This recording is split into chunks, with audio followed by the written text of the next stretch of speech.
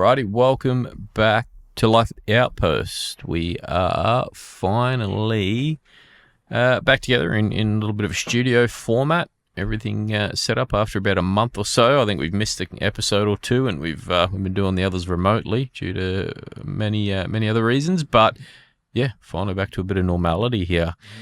It's good to be back. Yeah, it is. I only wish we could be coming with good news that we also had many wins throughout this period, but yeah, unfortunately not. Fortunately not to be. Not quite the case. Yeah. I think the last one would have been probably that Titans one, I'm thinking. It was, yeah. Fortnight ago, so... Yeah, I mean, and even that one, that was a close win. Titans really clawed it back in the end there, which seems to have been our downfall of the last probably half a season. Maybe the last month, 2 months really, has been having a win, having a lead, a decent lead, and then just letting it slip. I mean, that Tigers game was another one, perfect example of that, but it's almost polar opposites to where we were at the start of the season, I think, which was, we'd start real slow, teams would get a bit of a lead, and then we'd play catch-up and dominate the second half, but not to be at the moment, unfortunately. No, I think, look, don't get me wrong, these games have all been so close. They've all been so close. There's always been some sort of, some little thing, I mean... You look at the Titans game. They let it go in the second half, but they still held it together. Yeah. You look at the Storm game. They're in that fight for most of it. Yeah. Pretty much in the fight for the majority of the game. Yeah. Really got done in by Liam Kennedy that game. I've never seen such a stacked penalty count. It was strange. It was odd. I hated every second of it. 19. That was. I mean, you could argue that we won that game if we got the penalty try, which was an odd 50-50, but hey, they it keeps happening. So yeah, the way she goes. Yeah. We won't talk about those sorts of things though. We'll talk about the things that went wrong. Yeah, we'll talk about the things that went right and the things that went wrong. So I'm guessing.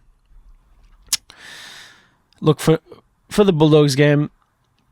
It's all just down to the errors. It was all down to the errors, I think, for this one. I mean, look. We can talk about the penalty try until the cows come home, but realistically, 17 errors and I think it was like 60-something completion rate or something like that. It was something. It was truly something. We really let it go that one, unfortunately. I think I might even touch back on the Melbourne game. We've touched on Melbourne, I didn't get to watch the whole thing. I watched a little bit of the replay in that, but I think. Probably a bit more even on completion rate and stuff there. So looking at that, there you got 74. And it was still far from perfect, hey? Exactly, 74 up against Melbourne 79, which that's right. Both teams pretty average there, really, at the end of the day. But Melbourne really dealing with a few Origin stars out as such, as were we as well. But just wasn't good enough in the end there. I think. Possibly the defence was a bit better in that Storm game than it had been prior. So, at least in the first half, yeah. I mean, with the first half, there was a period there where we defended 5 consecutive sets. We turned them away. We turned them away 5 times. Before they finally came in. Later on in the half and scored. Which any week before they would have gone over. They would have gone over multiple times. Exactly. Absolutely. So they were defensive. And even going on to this week gone as well, defense stepped up for sure. Yeah. Defense was up there. It wasn't an absolute shit show. Yeah, and it was fine. Yep. I think for this Storm game, the big one really for me was just the discipline issues, the little niggly stuff in the ruck, hands in the ruck. That was probably the big one. We gave away so many penalties for that sort of stuff. Just silly stuff. Just very silly stuff. I mean, I feel like the majority of the Cows' issues right now are just the dotting the I's and crossing the T's. Yeah. Yep. Yeah, definitely. All just you're right, all the little things that add up and compound into creating that little bit of opportunity, or really that lot of opportunity for other teams. The Melbourne game, I would have thought, even having those few people out, would have been a lot stronger. Or they would have been a lot stronger than they were, so I can't be too mad about that. But then, this Dogs game this weekend was a comedy of errors and whatnot. That compounded by the very odd refereeing, and not against us. That's not what I'm saying. I mean, in general, it was a horrendous game to watch, unfortunately.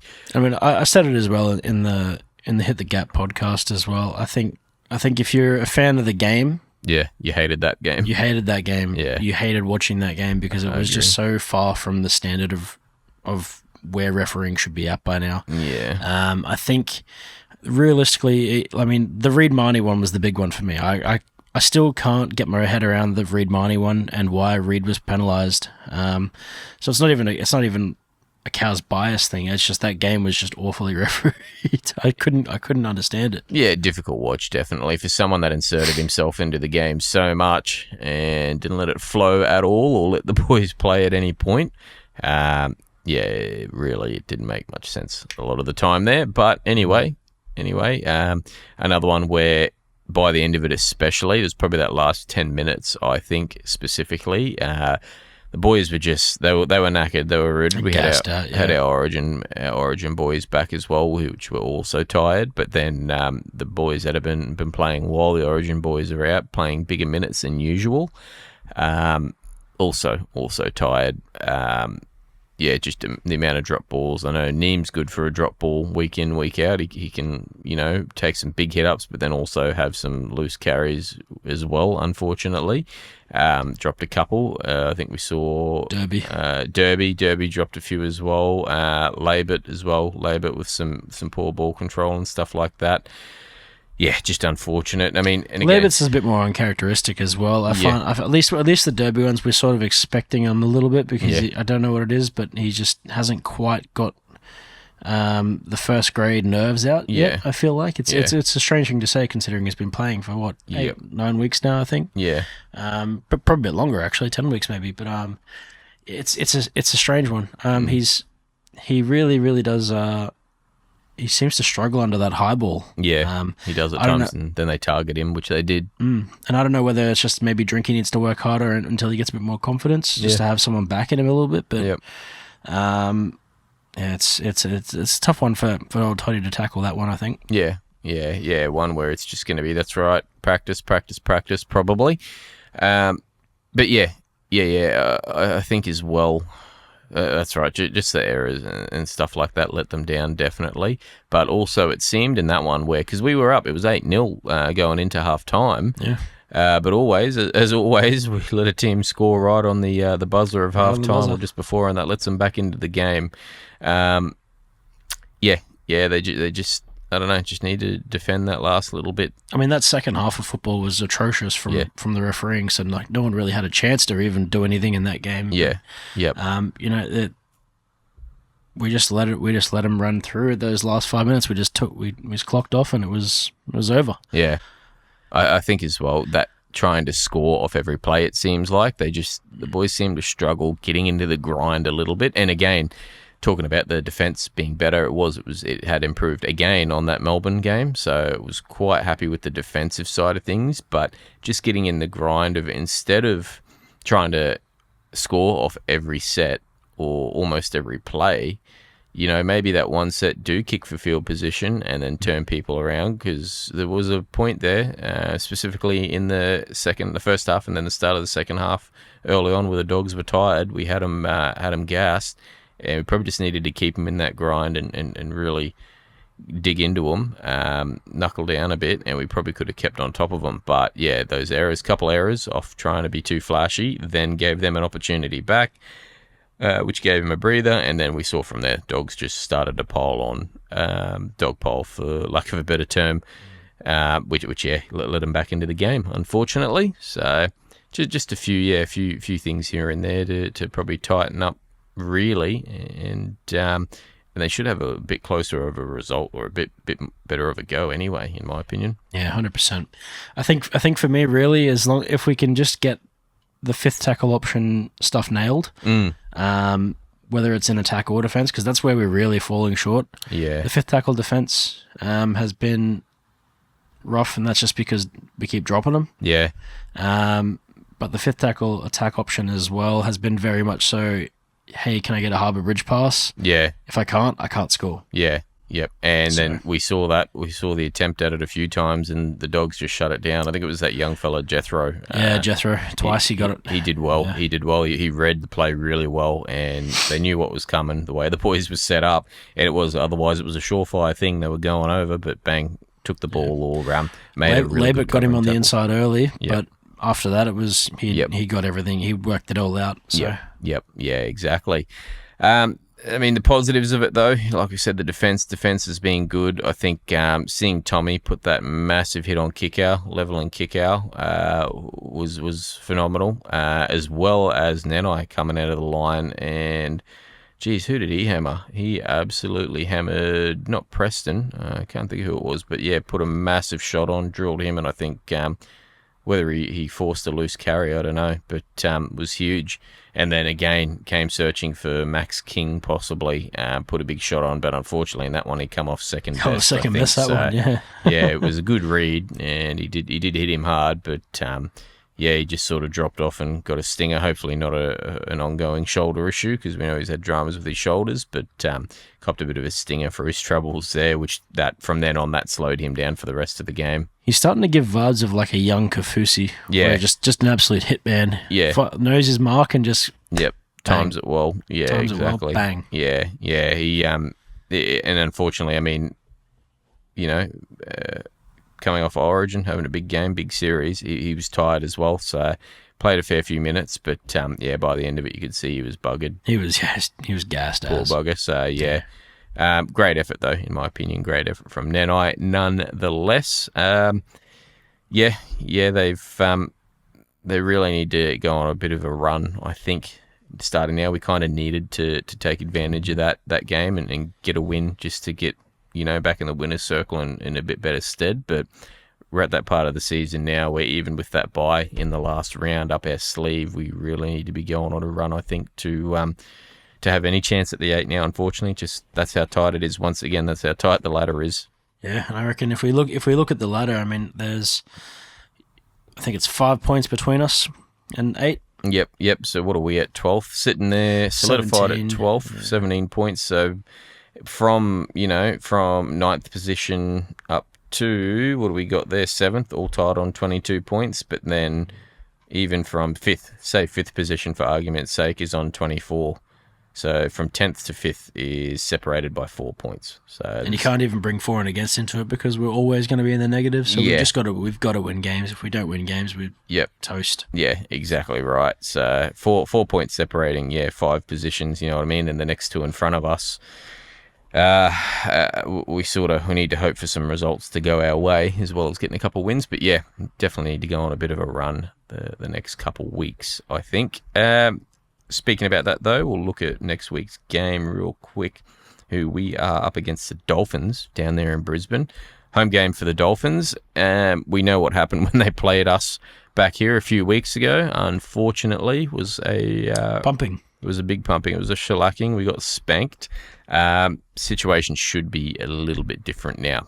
Despite it being at home for the Dolphins, they have suffered a few injuries, and their attack has been stifled a little bit. We saw that the week just being, right? The attack just hasn't been the same as it has been prior, unfortunately for them. So, hoping the boys can sort of get on top of that. You know what I mean? Take advantage of that. My concern is really going to be about that, about how we deal with Herbie. Yep. I think if we can keep Herbie down, it'll be a little bit easier. But yep. It's a bit of a concern to deal with him. He's going to really look to punish and bully Derby a lot. So yeah, definitely. I think Derby on Herbie. We're probably the Derby Herbie combo. We're probably lucky as well in that. I've forgotten his name. Bostock isn't there. He's injured at the moment, so that's one sort of little card we can keep up our sleeve, but doesn't mitigate how dangerous Herbie can be. Exactly right. It just takes one option away from him, or reduces an option, really. So what we really probably need to rely on is that O'Sullivan and Katoa pairing just sort of not being as tight as what it was with Nicarima. Yeah. Hopefully we can sort of rush up in defence and shut that down, just to keep on top of them and not let them sort of run amok. And if we can defend like we had been the last couple of weeks, I think we're probably in with a shot, right? 100%. I think this is the one to win, really. I think, and like I said with the Hit the Cap podcast, I think this is the smoky for the round. Yeah, yep. I think very, very high chance that the Cows can actually come away with a win here on this one in particular, especially if Hammer's not having such a great game. Yep. But I think Hammer will probably try and, especially with a week's rest under his belt. Yeah, yep. I think he's probably going to want to try and have a stellar one. So yeah, definitely well-earned rest for sure after a fantastic Origin series. Yeah, exactly.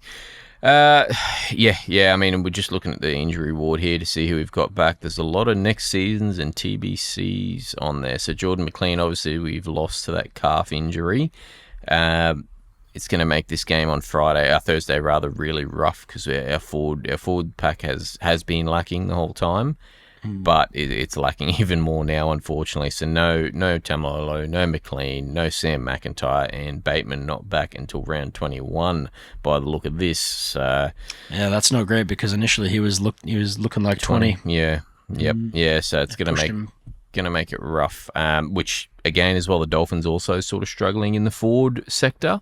But yeah. Nice to not feel alone. Yeah, it doesn't make it any better for us, unfortunately. So. I'm going to I'll tip Cowboys. Definitely going to tip Cowboys. I've got Cows this week. I still think this is the best chance we've got. Yeah, Smokey 100%. start a run there. As well, looking at it, Clifford's still TBC for that quad, so there's no real. We'll have to wait till tomorrow probably to get a bit more information. But fingers crossed that is just a strain, and yeah, he'll be good to go in a week or two. Yeah, we don't really have much of a set.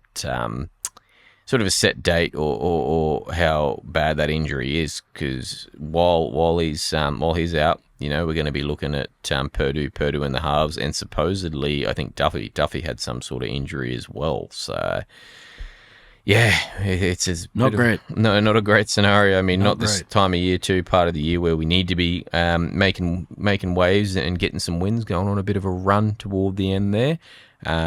We've got our backs against the wall, definitely, but we've seen before that's when the boys have performed as well. So hopefully can give us a bit of incentive to turn up and really get into it. That's probably it, though, for the last couple of weeks. I think maybe only real major news in that around Cowboys camp is the signing of Reed Marnie, right? They've picked Reed up on a 3-year, possibly even 4-year deal, I think, depending on.